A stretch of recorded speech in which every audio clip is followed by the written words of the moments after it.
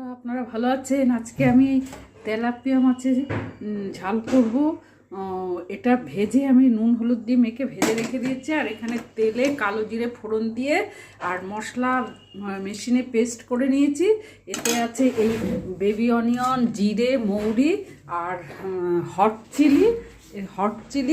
এই যে hot chilli এর এই মিক্স করে নুন হলুদ দিয়ে আমি এবার তেলে কষবো কালো জিরে ফোড়ন দিয়ে। ক্যাপসিকাম আর স্প্রিং অনিয়ন বড় বড় কাটা ছিল, সেটা দিয়ে কষছে। ঝাল হয়ে গেছে। ক্যাপসিকাম আর বড় বড় ডাটা স্প্রিং অনিয়নের করে একসঙ্গে তৈরি হয়ে গেছে। দারুণ স্বাদ হয়েছে। নামানোর সময় ধনেপাতা আর কাঁচা তেল দিয়েছিলাম একটু, আর কিছু দেয়নি। খুব কম তেলেই রান্না করেছি আমি। দারুণ হয়েছে। আপনারাও করবেন এরকমভাবে, সিম্পল কম তেলে, অথচ ক্যাপসিকাম আর স্প্রিং অনিয়নের গন্ধে ম করছে একদম।